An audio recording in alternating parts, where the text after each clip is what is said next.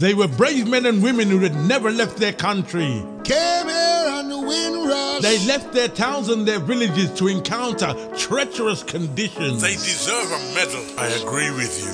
I do. I agree. Came here on the Windrush. Can't find the papers. We came here on the Windrush. How much did you pay? Give them back their money. They was invited by us, the British, to come here and work. Mama came here before us.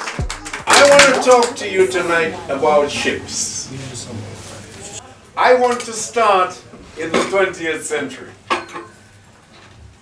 There are ships and ships, merchant ships and passenger ships. There is a little laugh I want to start with.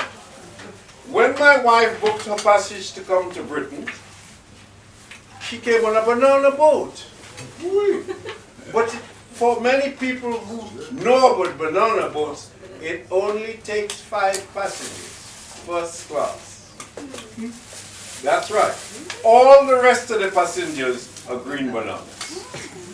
When they reach Britain, they ripen them. That's how it was. Bananas didn't come to Britain until World War II. When I remember going to Portsmouth and a man said to me, when they tell me that's a banana boy, I used to put it in my socks, and every day I used to open the socks to see if it turning. I realized, you're coming home, brother. You didn't know what they brought it for, but it's going to help you. Scurvy. That's what it was about. Right. So we have to watch the contributions we have made and the reactions to what we are getting. We're in the same boat, brother. We're in the same boat, sister. And if you tip one end, you're going to rock the other. Same boat, brother. Same boat, sister. That boat, that ship that you came in, when you ask anybody when you came to Britain, if they tell you 1960s, which ship did you come by? For the many of you who are young here tonight, I want you, if you didn't know, to ask your parents, but more the grandparents, what ship did you come by? And once you ask that question, they're going to start a conversation with you. In today's day, you have little things called the telephone or your mobile. You can document the history and keep it and share it in the schools. So while the teachers are not allowing them to come in, little time when you have your friends, you say, look at my grandmother telling me a story, look at granddad telling me a story. Pass it. That's how stories work. I remember going to Liverpool, Cardiff. I've traveled. I've really traveled. The program I did, and long before the radio program, I was traveling. From the time I came to Britain with a suitcase, you call a grip. How many people here have got a grip? Grip. Grip. You got it? The police. No. It's a grip. A grip.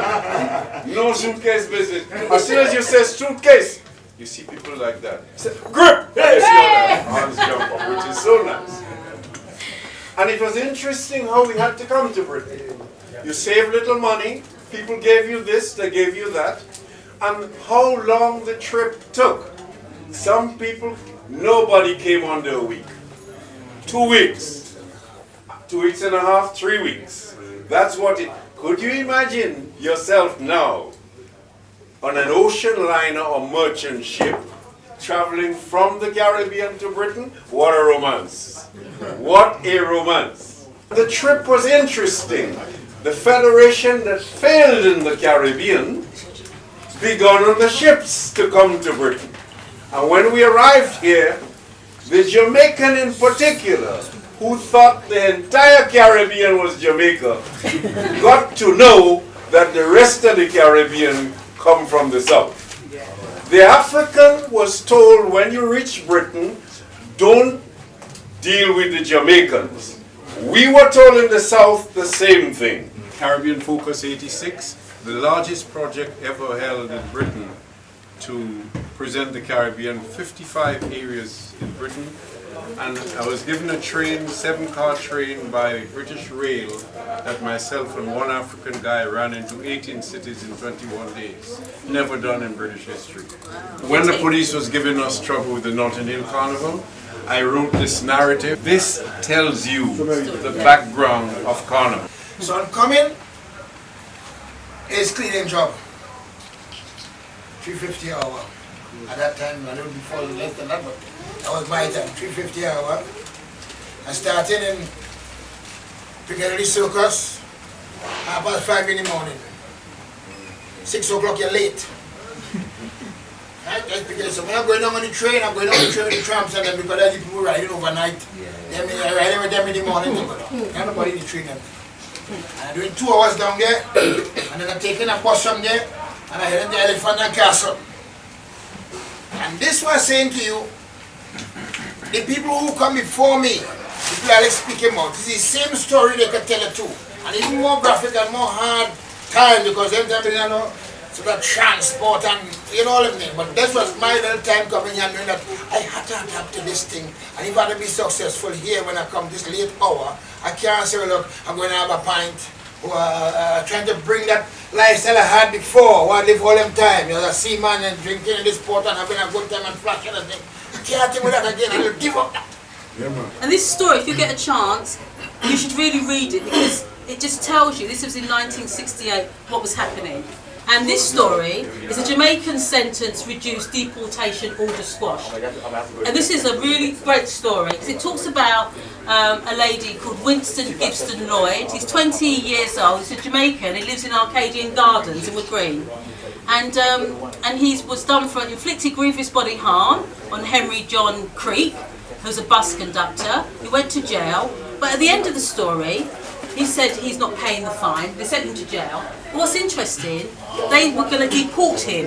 So in 1966, does everyone know who Gus John is, first of all, because it's not fair to assume. He's an educationalist.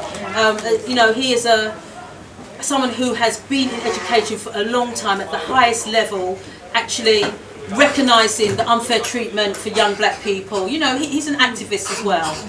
Anyway, he was kindly invited to a reception for the 70th anniversary of Windrush at 10 Downing Street by Theresa May, the Prime Minister, and he declined.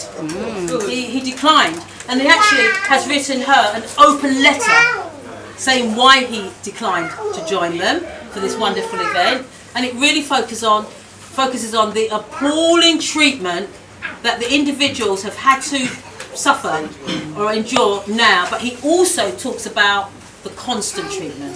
They were brave men and women who had never left their country. Came here on the Windrush. They left their towns and their villages to encounter treacherous conditions. They deserve a medal. I agree with you. I do. I agree. Came here on the Windrush. Can't find the papers. Came here on the Windrush. How much did you pay? Give them back their money. They was invited by us, the British, to come here and work. Mama came here before us. Mama. Papa came here before us. Papa. They never come for no Windrush.